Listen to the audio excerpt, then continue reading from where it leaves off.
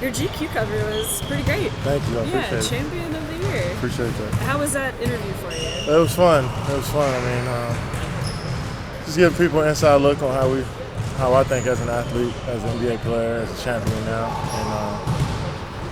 and my mindset throughout that championship run. So it was fun to kind of show the fans, how we view things from our perspective. It seemed to really kind of resonate with you with that you were on it with Kaepernick. What was kind of the importance of that? Man, Kaepernick is just a guy that standing up for what he believes in, standing up for people that don't really have a voice, and it was a tremendous honor to be on the cover with him. Somebody that his words have started a conversation that's needed in this country, and his actions have started a conversation. So it's an honor, it's a blessing, and I'm definitely grateful to be on the cover and to be gracing it with some amazing people. Man, it's just been unbelievable. I went down there to see him play, and his command on the game, his control in the game is, you can tell he's got so much better. I mean, Quinn has been a hard worker his whole life, and hopefully his chance gets to come here rather sooner than later, and I know he'll be prepared for it. Kevin, how has Colin kind of inspired you as a fellow?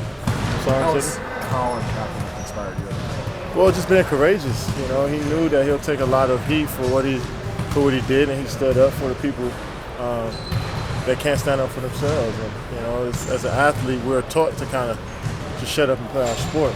And he put everything on the line, man. And you gotta respect it. And we all respect it, and we all stand behind him and support him as athletes. And he makes us proud to be a part of the athletic community. What makes Klay and Steph work so well together? How do they work so well? Well, when you can catch and shoot, that's a unique skill, and those two guys can catch and shoot so quick. And I think that's just a skill that seems like it's easy, but it's hard to do. Look, Klay down there working on his jump shot right now. A lot of guys in this league want to be shooters, but they leave after practice, so they don't put the extra time in. Those guys put the time in. So being able to have that stamina and run around and catch and shoot, that's what makes them unique and different. And a lot of people want to emulate that, but you can't, because they've been putting in years and years of work at it. So you can't just, that's something that's unique to them too, and they definitely make us a dangerous team the way they run around and catch and shoot the basketball together. And how much has Klay kind of come along as a passer? I mean, that's something you guys teased him about a little bit, but he's taken it upon himself. Yeah, he is, man. He's doing a great job of just being aggressive off the dribble, whether it's the shoot or the pass. And I think that's the next evolution with Klay is, getting everybody involved. And he's done such a great job this year of doing that, finding everybody's shots. When he gets the rebound, he's pushing it hard. And he's driving off the dribble, and that creates for so many people and creates so many lanes for everybody else. So when he's shooting that well and he's also driving that well, it's tough to stop him. Kev, I feel like it's been a minute now that this generation of athletes have gotten more outspoken. And even the other day, Steph wrote about Veterans Day, and you guys are always trying to find your voice. The longer you do that, is it rewarding when you start seeing the impact over time and feeling like you're making a mark? Yeah, most definitely, man. And athletes in general are just seeing what it is in everyday life and see how many people, like I said earlier, would love their voices to be heard. And we know what's going on out here. And if we stay quiet about it, then we're not really helping. So having guys like Steph and Colin Kaepernick and so many other athletes that step up and take a stand and be courageous no matter what the backlash is, that's really what you want out of life. That's what you want everybody to have, is that freedom to kind of speak on what they believe on, and just like I said, start a conversation. So Steph is an unbelievable, self-conscious, just like aware person, and he gets it, man. Colin Kaepernick gets it. Those type of guys you want to be around.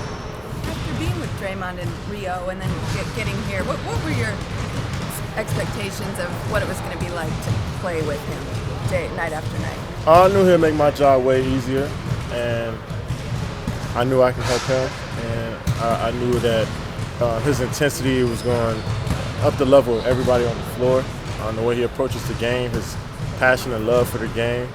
That stuff stood out more than anything. Obviously, he's quick for his position, he's got long arms, he can shoot the three, he can pass, he can rebound, but just his passion, love for the game, that kind of just shines bright, and it's contagious. That night in SAC when he kind of maybe hollered at you. Hollered at me, huh? Or We grown men, ain't nobody hollering at me. Okay. Well, I mean, what did you think of that? I mean, that instance with him. Whatever word you want to use. What word would you use? I guess. Well, we motherfucked each other. Janie got it. Hopefully everybody understands what that means. I can't use that. Yeah. In my, Well, somebody gonna use it here. yes. Retweet us, Janie. Yeah, retweet it. I will. But no, it's just two teammates in the heat of the moment. Both needed at that point, that game, we were all bad. You know, we weren't playing well. Shaq was beating us, and we all just needed energy somehow. And we kind of both sensed that. And so we came back to the huddle and got after it, man. And then we moved on once the huddle was over with, and it was all fun and games. So that's just a part of being a part of a great team. It's not going to be perfect every single day, and that's the beauty of it. And me and Draymond go at it we competed just about everything. Shots, football games, cars, anything. I can just yell out bet it, and he's going to say bet. And that's just the fuel we got. That's just the competition we have, and it's amazing. So definitely helped me grow as a player, and I know I've helped him as well. Who pays off what? I mean, who We haven't paid yet, but I'm sure we'll figure that out soon. But yeah, it's just that competitive nature that's just around in the arena and the practice facility that helps. Did you learn something about him that night in Sac? Or Nah, I kind of knew he was a hothead already, and that just I don't know. I guess I've been used to that stuff my whole life from coaches and teammates, and that showed me he cares, and that's all you really want, is somebody to care as much as you do. And he loves the game just as much as I do, and makes us work. That makes us great teammates. So to that point, and that idea of like guys getting after it on the court. The other night when you and Joel are chirping, and Draymond said afterwards, like he wishes the league wouldn't hand out double text so quick. Do you feel like in terms of players, and you guys are always negotiating with the league, like, can you have progress there where you go to the league and say, give us some of this, let us compete the way we like to compete?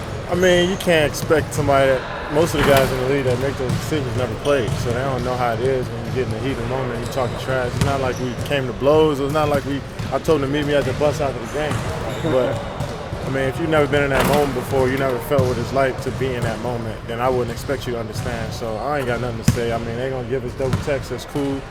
We just got to say it a little on a low, under our breath a little bit so the ref won't hear us. But I don't expect anybody to really get that part of the game because you never really felt that moment. You learn, are there certain reps that you sit under your breath, it's not the same. It is if the guy listening to me. Joel hear what I say. That's all that matters, right? I wonder, are there certain reps that you know, their personalities, you know, that they do get it, and then others that are going to be quicker to? I know. Yeah, I mean, the refs, it's hard to judge, man, because, I mean, they got to make so many judgment calls, and either way somebody's going to complain. So it's like I can't go to the league and tell them to ease up on the trash talking, because sometimes that stuff may escalate, and then you might have a situation like we had against Washington. So it's like it's hard for the refs to figure that one out. But I would definitely love for them to just give us a warning at least before teching us up quick, So that is a couple thousand on the tech, but if they give us a warning, that's probably about all we need, and then we'll cut it out after that. All right, guys, gotta get the shot there now. Thank you. Yes, sir. Thank you. All right.